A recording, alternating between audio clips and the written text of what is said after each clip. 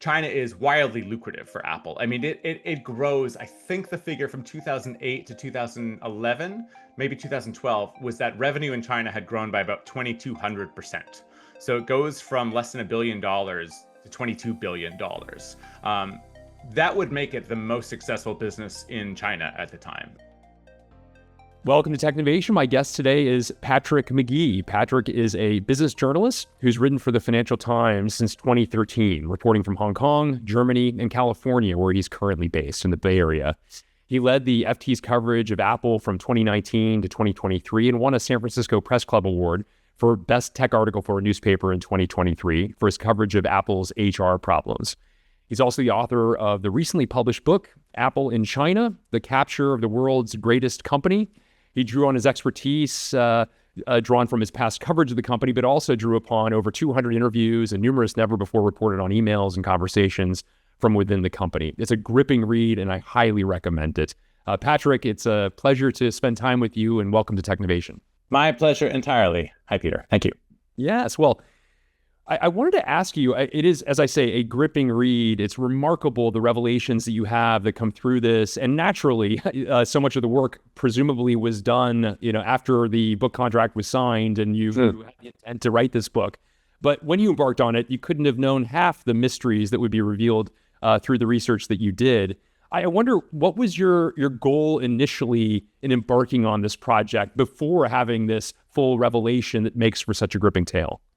Yes, I had the contours of the story really being that I knew I was going to begin in 1996 because that was the year that Apple literally was days, maybe weeks, probably days from bankruptcy. Traditionally, I think we think of 1997 as the time when Apple came closest to bankruptcy, but that's just because we're sort of falling in line with Steve Jobs' narrative. I think conditions were quite clearly worse before the Hail Mary pass when Steve Jobs came back after his 12-year exile. So I knew I'd start in 96. And I knew I'd go to the present. And I knew that I was going to emphasize manufacturing, right? The fact that the company was founded by two Steves in a garage in 1976 and manufacturing is part of their DNA. The story of how they gave that up to go towards outsourcing and outsourcing in Asia in particular, and then China especially after some years. I mean, that was going to be foundational to the story.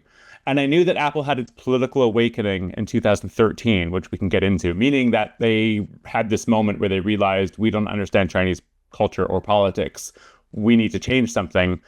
And then there was, of course, if you fast forward just to COVID, like all of us sort of got a quick ropes course on supply chains, sort of being the nervous system of capitalism. So the general contours were there. But I recall having a conversation with my publisher when they said, we really want this to be a character-driven story. And I was like, oh, absolutely, character-driven, and not knowing who any of the characters were in effect. So yeah, you sort of have to take a little bit of a leap of faith, just that things are going to fall into place. And they fell into place so well, I would almost say in a sort of mystical sense, like in the discovery of Steve Jobs' meeting notes in 1997, or a court document that had gone public in terms of the court discovery, but hadn't been, over to use the word discover by another journalist. I mean, things just fell into place so well, up and above the 200 people that I spoke to really tell the story around. And in a sense, sort of the perfect number of people spoke on the record, meaning not a huge amount, but enough to convince the reader that clearly I was talking to a lot of people that were in the weeds. You wouldn't want everybody to speak on record. That might be a common view if you're not a journalist, that, of course, you want to name everybody. But imagine a book that's just naming 250 people. You'd be like, who's Greg again? All the time. So I don't know. Things fell into place in such a good way that the story just became initially you think, okay, I've got a core idea and I'm going to sort of pad it out. And instead it was, I have so much information. How could this possibly be put into one book? I remember a 24-hour crisis period where I felt so invested in the story of the 1980s and the 1990s that I contemplated sending a message to my publishers that's like, okay, the book will be on time, but it's going to be part 1 and part 2 is going to be, 2013 onwards. I just thought there was so much in the book. And so putting it all into one narrative, sort of a 3 books in one type structure, that was the biggest challenge, I think. Well undertaken, certainly. And I want to talk, you've begun to allude to a portion of the history that I wanted to cover next with you. For years, Apple prided itself on being made in America, and indeed most of it was for quite some time. Talk a bit about what changed at first in drips and drabs, and eventually, of course, more or less whole hog. What changed that made that kind of point of pride become less than sacrosanct? Yeah, the standard narrative is that when Steve Jobs comes back in 97, he recognizes that Apple has to do things differently. So he hires Tim Cook because operational, supply chains really is not the value added that Steve Jobs brings. And the standard narrative is that Cook basically closes down Apple factories and moves everything to China. That is such a simplification that I would basically say that's erroneous.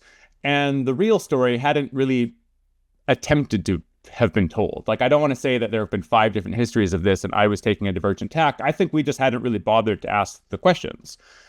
So the answer really is that the global outsourcing strategy that Apple adopts for the first time is in 1996. This is the desperate year of Apple where, famously it's on magazine covers with the headlines "Prey" or "The Fall of an American Icon." This is when Sun Microsystems would have purchased Apple, except that Apple's board said no because the value that they were offering was literally below that of the share price value, which in a sense actually turned out to be too generous if you fast forward by 12 months. So the story really is that there's this 7-year narrative where Apple is kind of hunting for contract manufacturers and suppliers in 3 continents. And so the translucent iMac, which sort of plays a starring role in some of the early chapters, I mean, that's a computer that's built out of Korea by LG, which then expands internationally and builds it in Wales and in Mexicali. And they do such a poor job at that the Taiwanese company Foxconn, which is sort of, the par excellence supplier to Apple, they end up building it in China, but also in the Czech Republic and also in Fullerton, California. And then when the iPod comes along, that's built out of Taiwan. And so it's not until 2003, which is to say 7 years into this global outsourcing strategy, that Tim Cook really wins the argument against Steve Jobs, who, gave out T-shirts that said "Mactories" to his senior staff. He really wanted to build stuff himself. And Tim Cook's able to win the argument that says, we can do this in a more nimbler, cost-efficient, and probably the most important thing, qualitative way, maintain the quality standards as we scale by consolidating everything into China. So that 7-year history, I think, is 4 or 5 chapters of the book. And hopefully it's fascinating. I mean, people find something unexpected to me as the author, a certain sense of nostalgia, right? Thinking about the iPod or the Bondi Blue computer. But the manufacturing angle just hadn't really been talked about before. And I would really say at its heart, Apple is a manufacturing company. Of course, it orchestrates the manufacturing, but it used to do all the manufacturing. I mean, Apple turns 50 next year. And for the first 25 years of its existence, it very much was a manufacturer. It never loses that ethos. It just changes the way that it operates. But it does so in a way that I think is fascinating, has implications well beyond Apple. It has, implications for the rise of China and for the computer industry writ large, which is to say that Apple doesn't just outsource in the sense of here are a bunch of blueprints, what factories can build this stuff for us. They're designing things in such an aesthetically pleasing but complicated, intricate way that it requires different parts and it requires different machinery to build those parts. And this is probably the biggest contribution the book makes to our understanding of Apple, requires Apple's top engineers to fly to factories and train, audit, supervise, and even install the machinery of what ends up being billions upon billions of dollars worth of machinery into suppliers' factories. So just to end the point, I compare Apple to sort of cracking the code on how to manufacture things without owning any factories to that of Uber running the world's largest taxi network without owning any cars. Yeah, fascinating.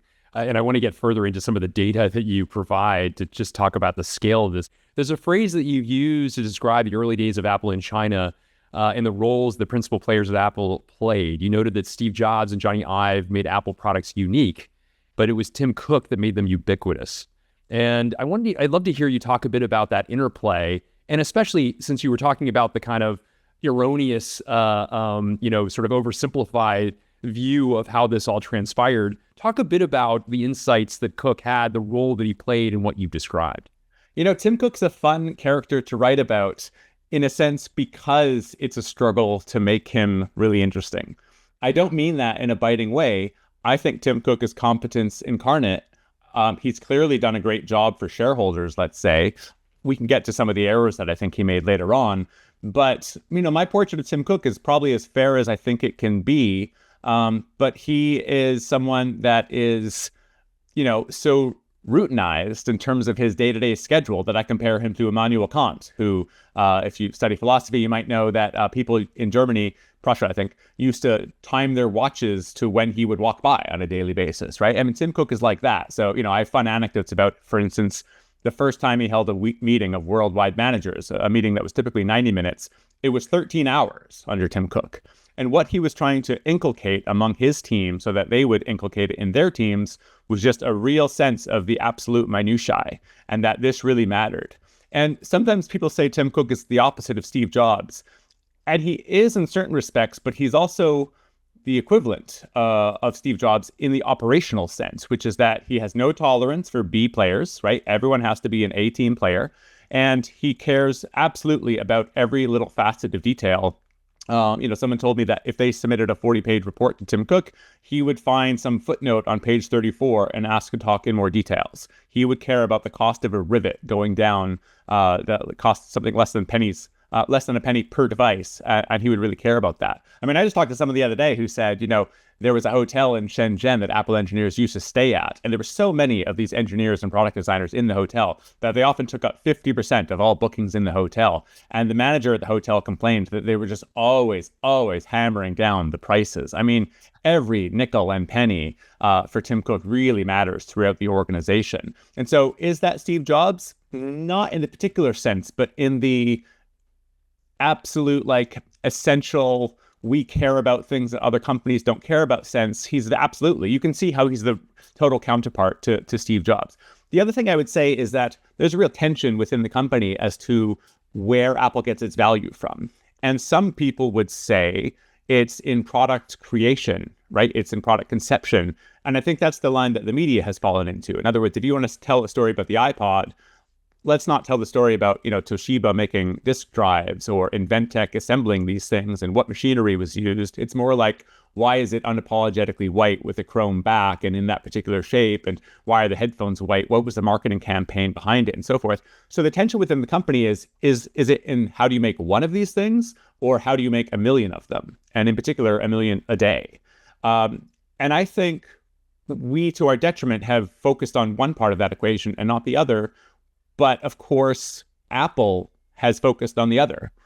Meaning, when Tim Cook takes over, or I should say, when Steve Jobs is about to pass away and hands the reins to someone, he doesn't hand the reins to Johnny Ive. He doesn't hand the reins to someone in industrial design. He hands it to the operational guy. So I think Steve Jobs and Apple knew better than anybody else the value that Tim Cook had brought to the company and the importance of distributing at scale the products that Apple had already designed. And that is the number one thing I'm sort of trying to tackle in the story, this other half of the company that's been ignored. And of course, the tension for that narrative, because otherwise it's just an unabashed success, which is therefore not attractive to journalists. It's that you have to link arms or tie your fate to China in order to execute at the levels that Apple needs to execute at.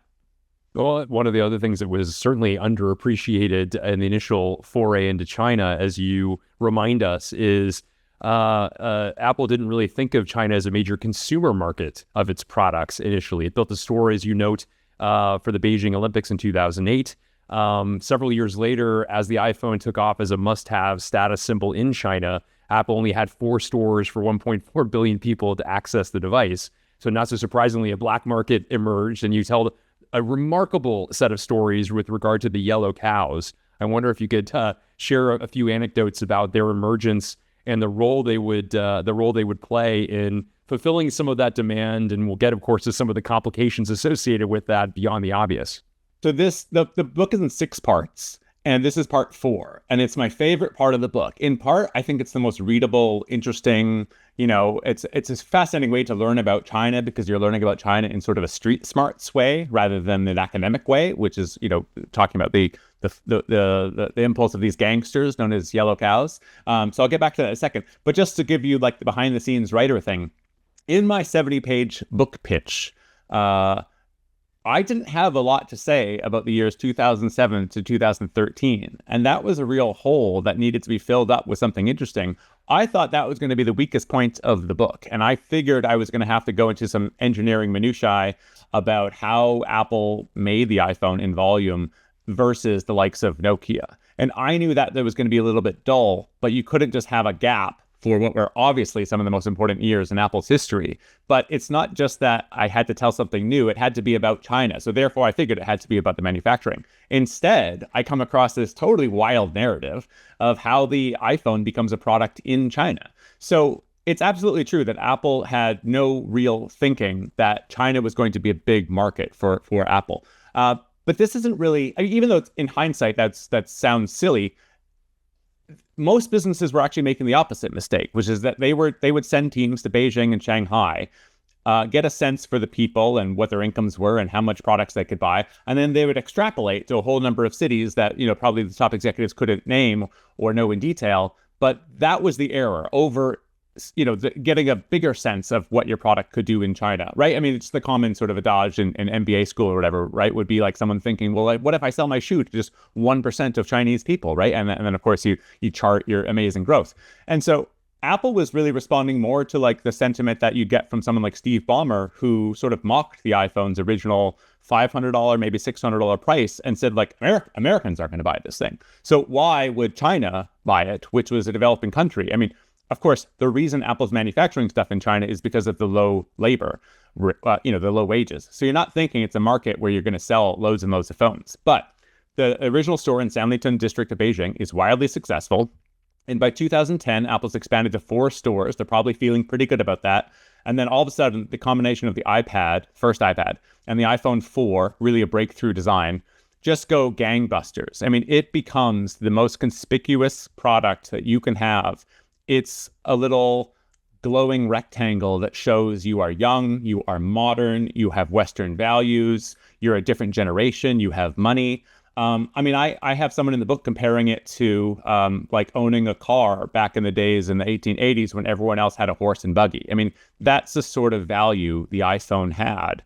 And so Apple can't make enough to satiate Chinese demand. And so these gangsters basically realize there's a massive opportunity to acquire as many phones as possible and then go to a city like Chongqing, population 32 million in 2010, and be the monopolist distributor of these products. And of course, the problem is, well, Apple won't just give you 10,000 phones.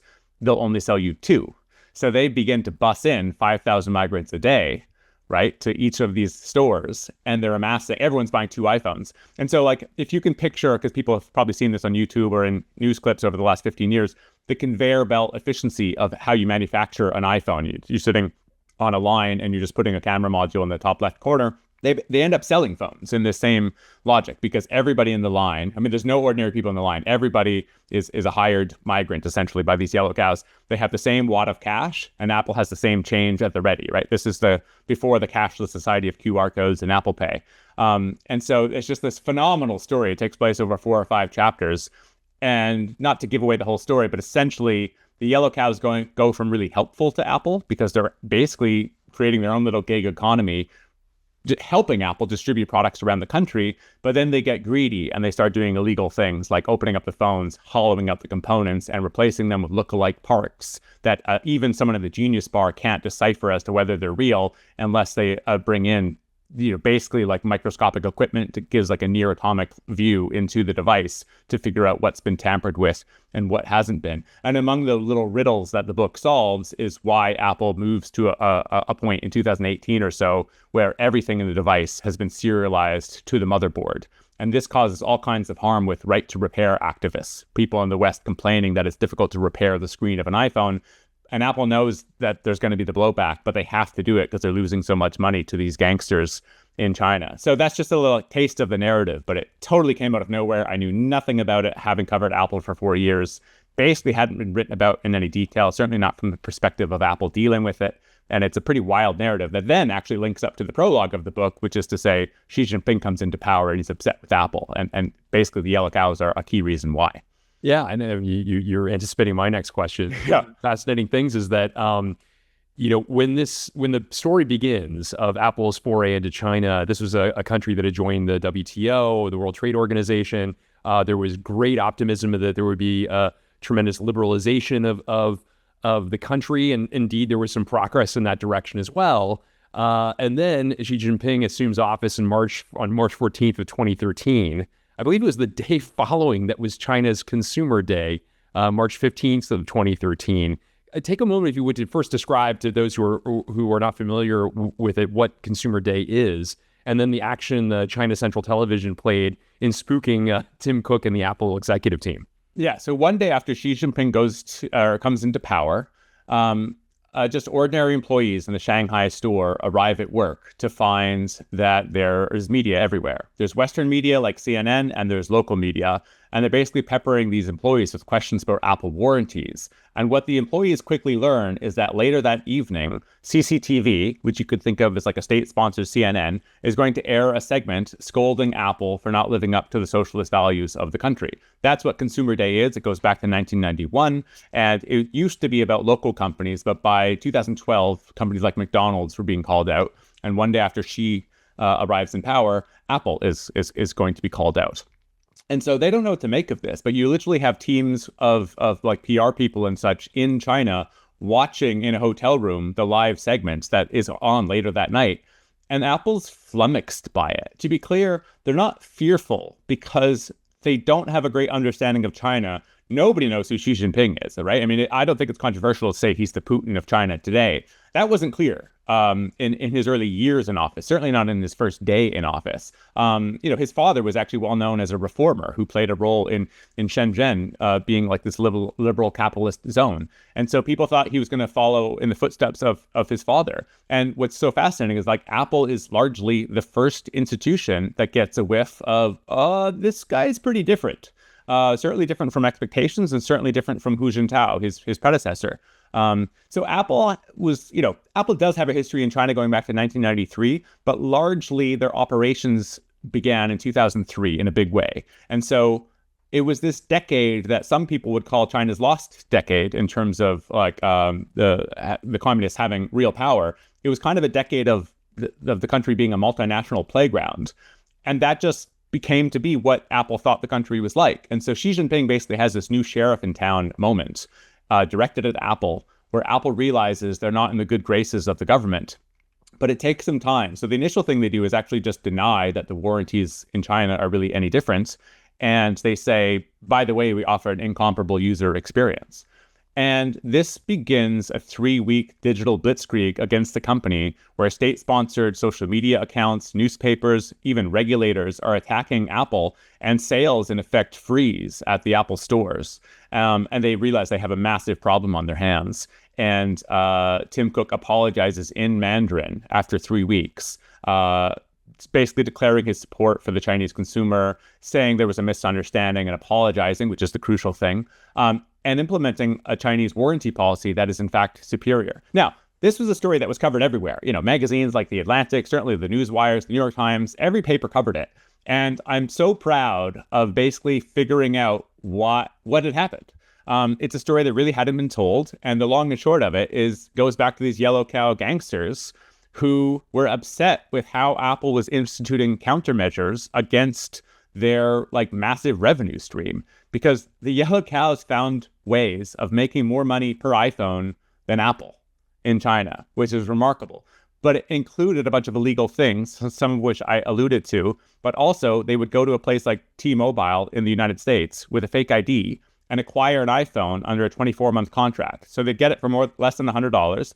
They would smuggle it into China, and then they'd still be able to sell it for $800 or $900. So the margin on the product was just enormous, right? But the problem is that phone doesn't work in China. You can't just buy a phone in the US and have it work in China, certainly not back then. And so they would actually render the phone inoperable by zapping the CPU. But in so doing, they were masking that it had been purchased in America. And so instead of these large lineups at the front of the store, you had the same large lineups of thousands of people, some of which had a backpack just stuffed to the brim with iPhones. And they were lining up at the Genius Bar saying, I don't know what happens, but this is a brand new iPhone and it doesn't work. You need to give me a new replacement model. And so it just ends up, this is the origin of the warranty policy, that eventually Apple catches wind of this, stops giving back these new phones, and instead is refurbishing them. And this is an affront to the Chinese when rendered in a specific way that doesn't mention the scam that's going on. And so this ends up being why the hardliners in Beijing are against Apple. So again, just a totally wild narrative, and I think one that really hadn't been told before.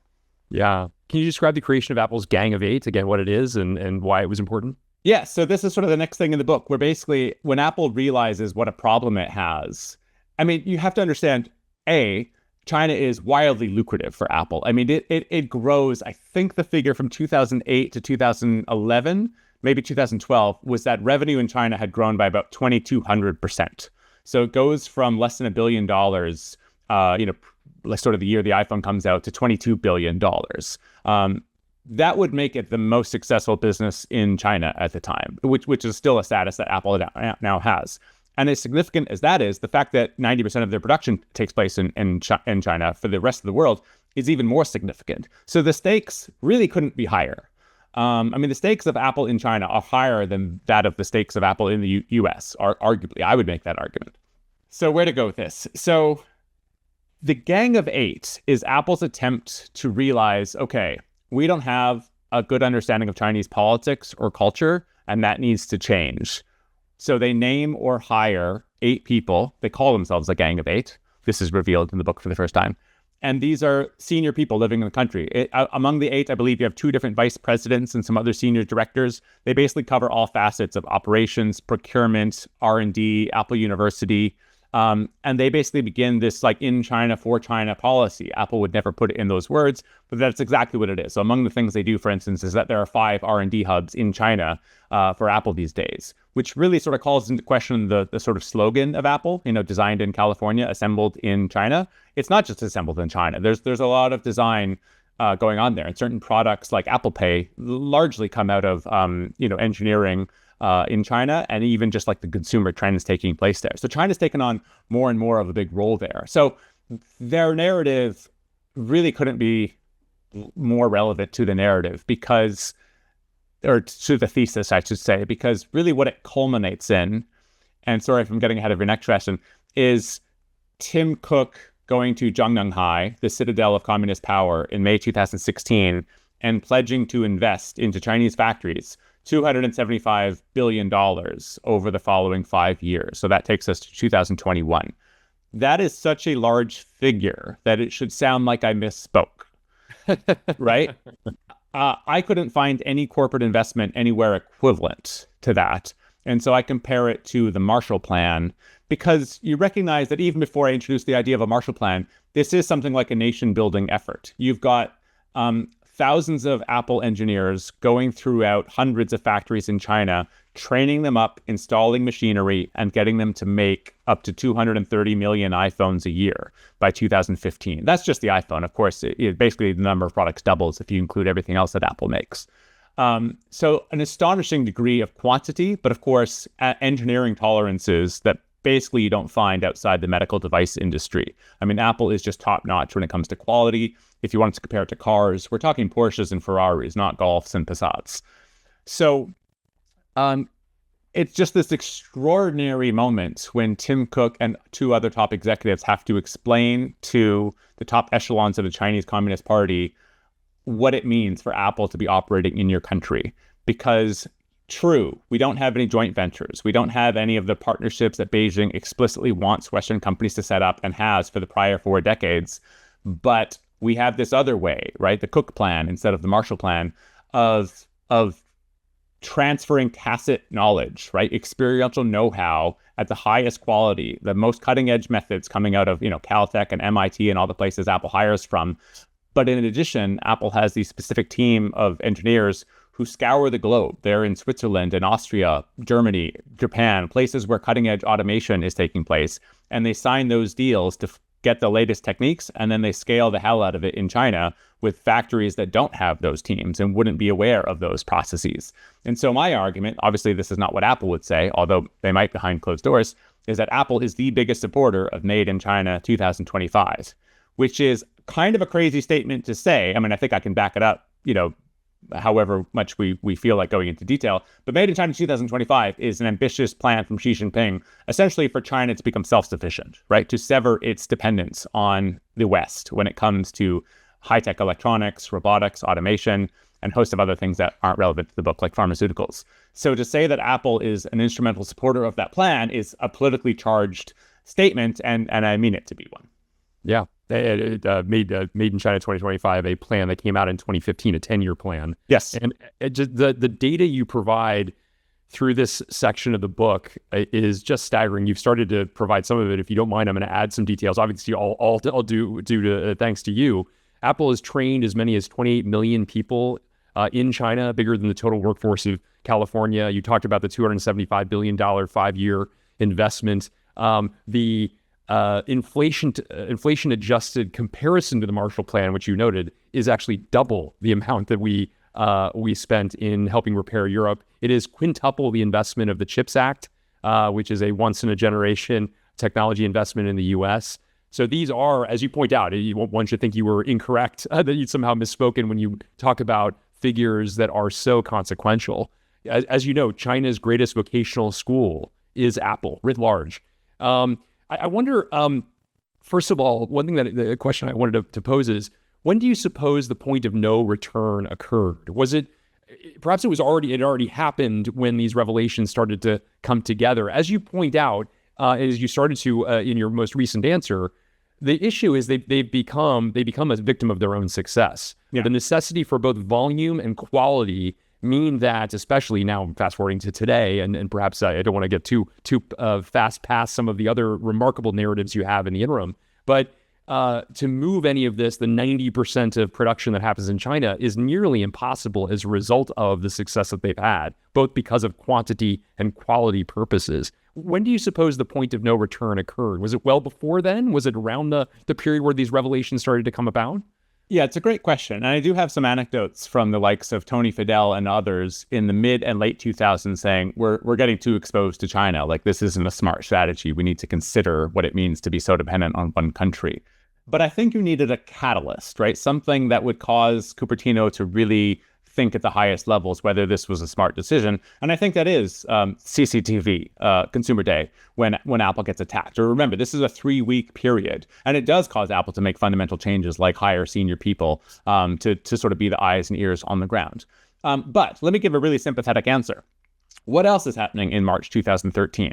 Well, Apple is beginning to be under attack for using Ireland as a tax haven. This results in Tim Cook having to step before Congress and so forth. And of course, Steve Jobs has only passed away about 18 months prior. And so you've got to remember that Tim Cook is not the founder of the company. Even though he's been there since 1998 at that stage, he is under a tremendous pressure. And this is a stage when really nobody thinks he's going to be able to succeed Steve Jobs. So I want to be sympathetic that, you know, even like a former board member like Larry Ellison thought, we've already conducted the experiment. We know what happens when Steve Jobs leaves Apple, right? It goes down. And so the pressure that they were under to fulfill the insatiable demand for the iPhone and related products in that year is hard to underestimate. And to say, oh, by the way, you know, Patrick, the journalist, says you probably also should have been building resiliency into your supply chain by sort of replicating the depth and breadth of the supply chain in India at the time or Mexico at the time.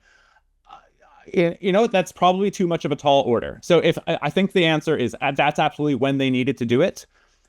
But the fact that they didn't, I find it difficult to really condemn them for. Or rather, I should say, it's too easy to condemn them for. But I think to be a serious observer of Apple is not to condemn them with 2020 hindsight. Like, that was the opportunity, but the fact that they didn't take it is sort of why the book is written in this neutral, how it happened narrative, rather than a finger pointing, you should have done this type narrative.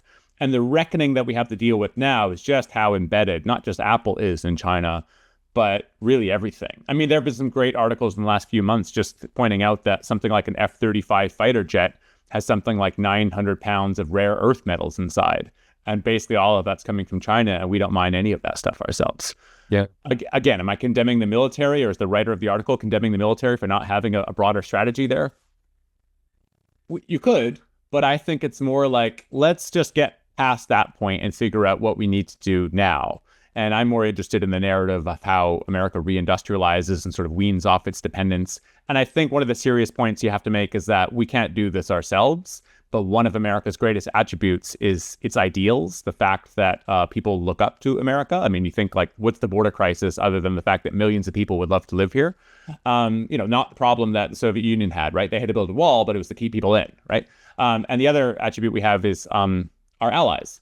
And so to build up manufacturing in allied nations like Mexico or India or any number, I mean, Russia and North Korea, I think, are the two official allies of China. We have more than 100.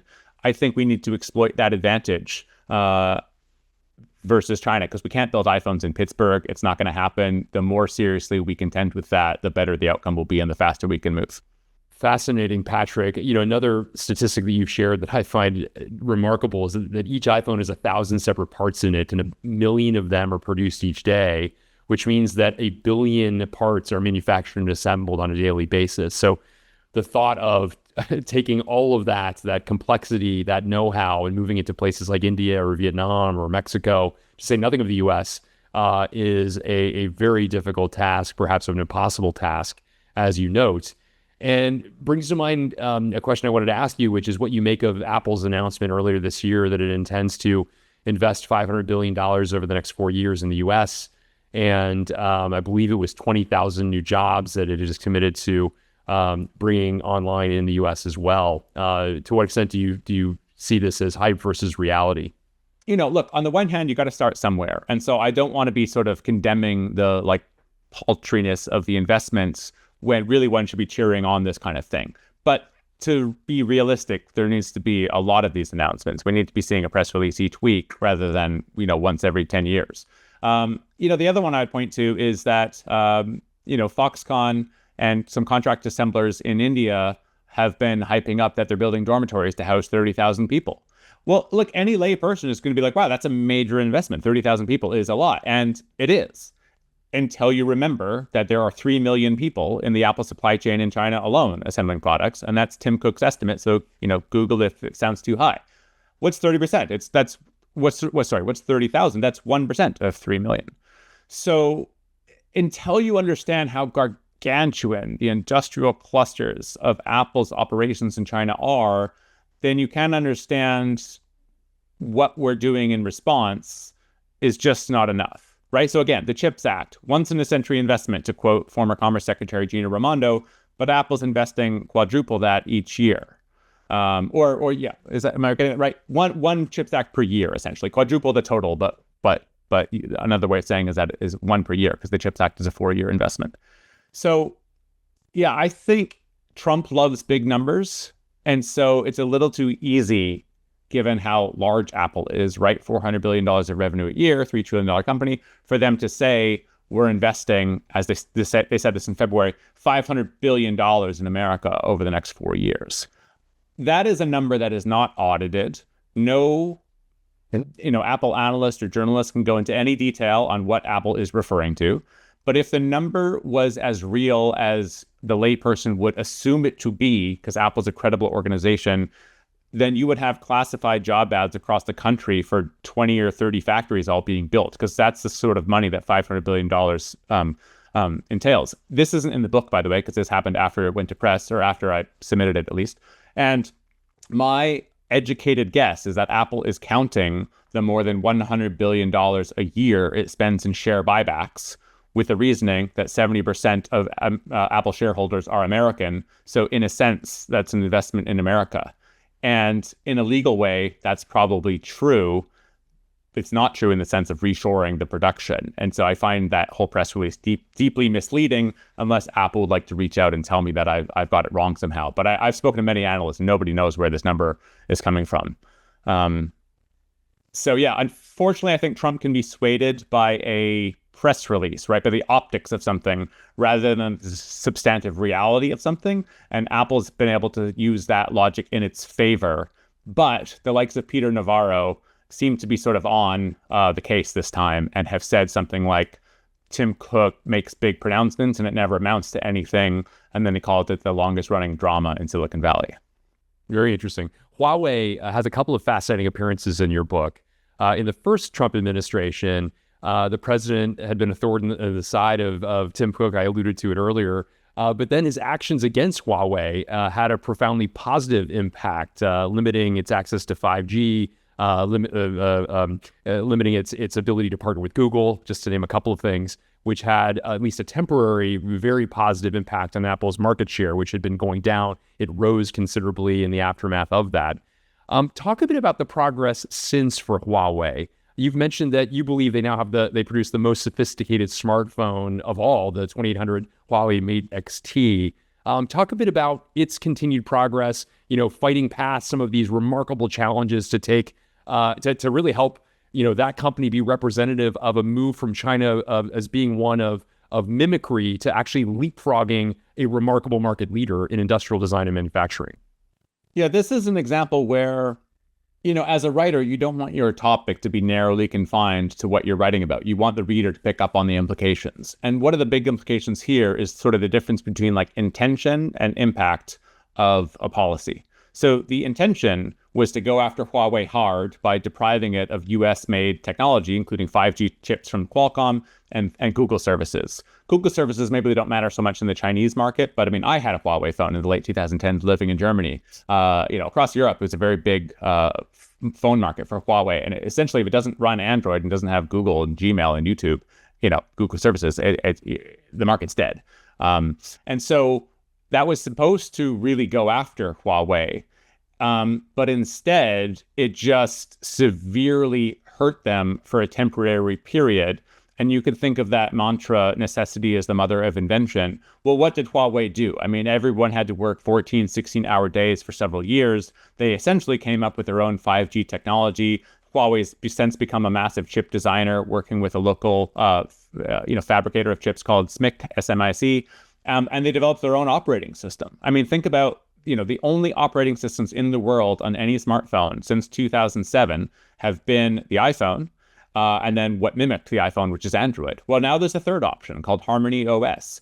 And my guess is that Huawei is going to, or rather I should say China is going to make that the de facto standard for all operating systems in China by, let's say, 2030. I don't know that for a fact. That's just my educated speculation. But if you have a Chinese option alternative to Android, why would you still sort of go with Android?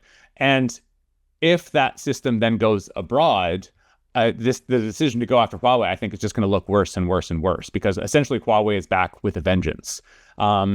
And on top of that, I worry that the student has become the master, right? Apple has basically been teaching its entire supply chain in China how to build these things. And essentially the rise of Oppo, Xiaomi, Huawei, et cetera, as smartphone companies, because they all have different paths, is that the suppliers in Apple's supply chain were told by Apple, don't be dependent on us. We don't want you to earn more than 50% of your revenue from Apple, because we sort of need to retain the option to move in a different direction where we no longer need your component. And if we move and you've got nothing else, your business collapses. So please go find somebody else to do business with.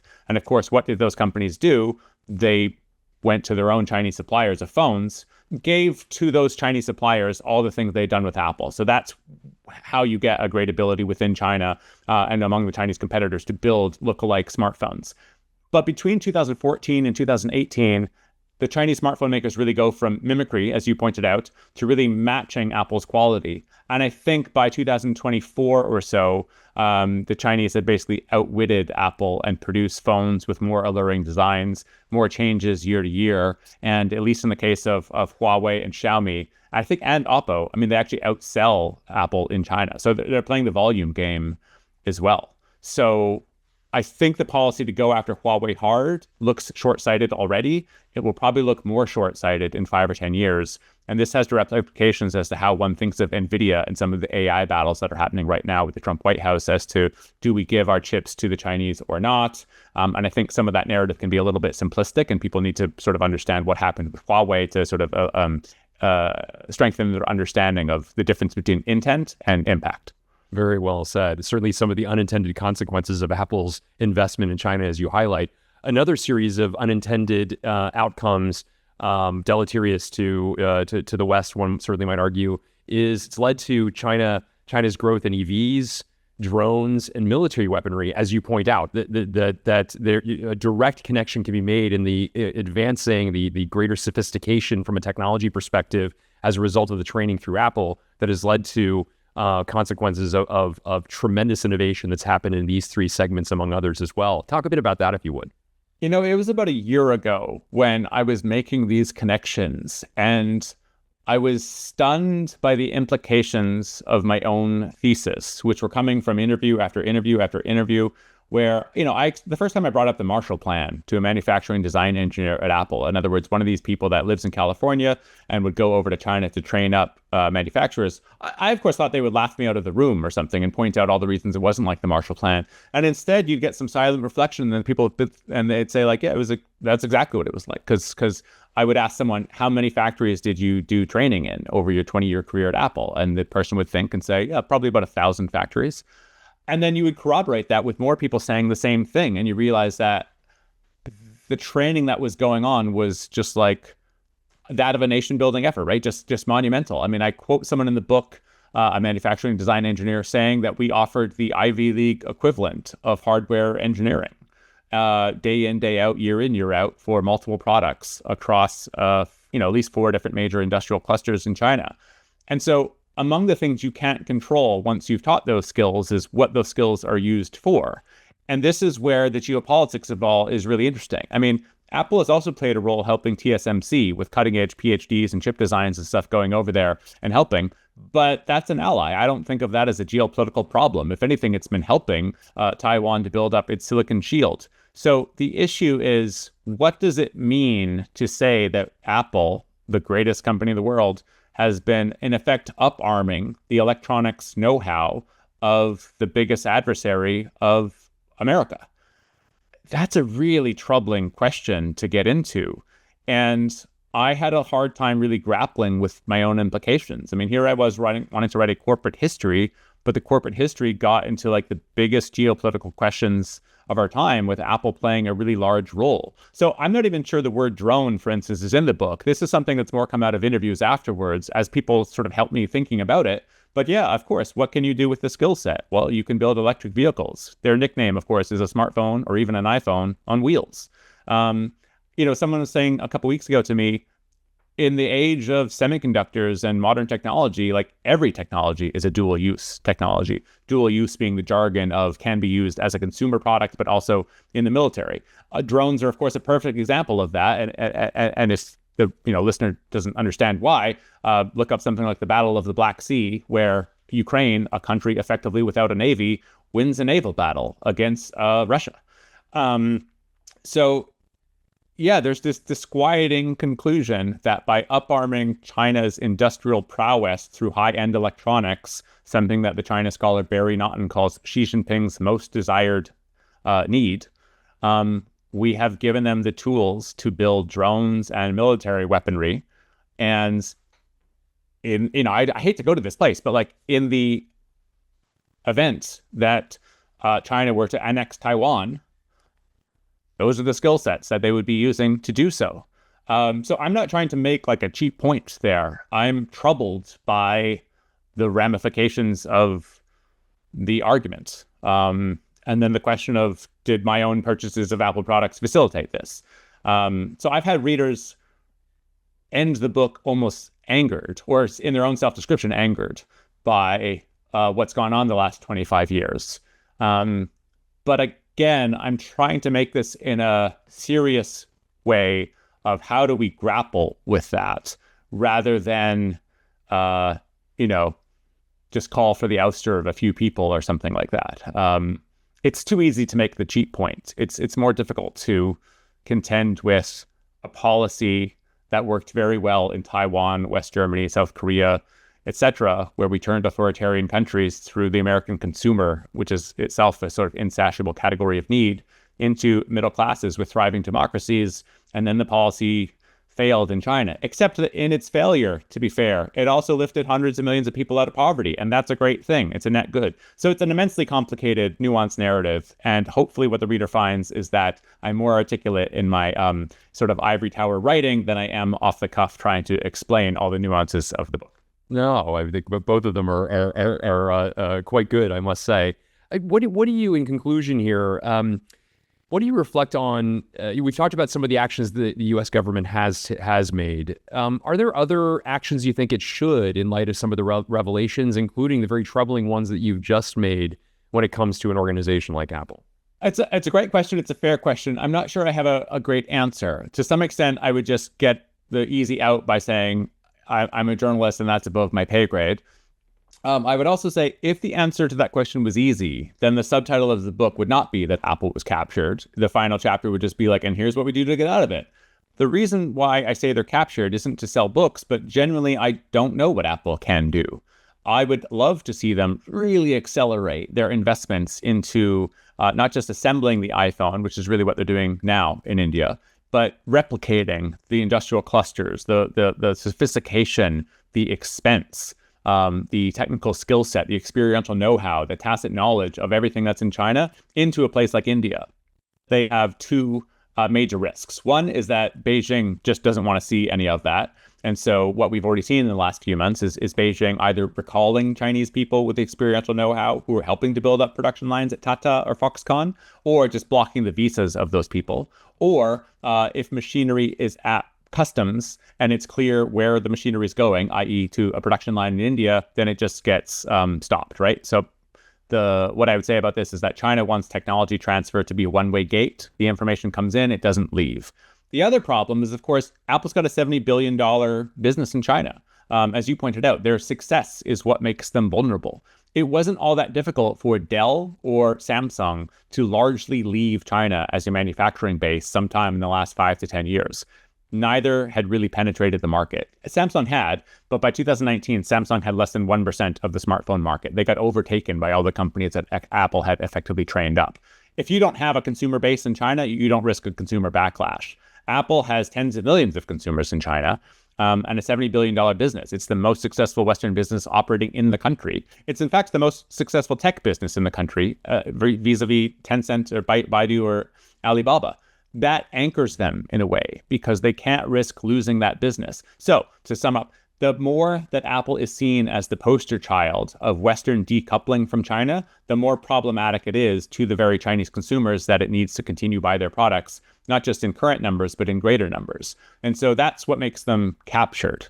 There's no great decision that they can make to get them out of this bind. I would love to be proven wrong over the next 5 to 10 years, to be clear. I would love that by 2035, the reputation of the book is a Cassandra call from a journalist who thought Apple was stuck and didn't understand the ingenuity of Tim Cook and a bunch of people at Apple who proved him wrong and were able to replicate their operations in 2 different countries rather than just the one that he said was untenable.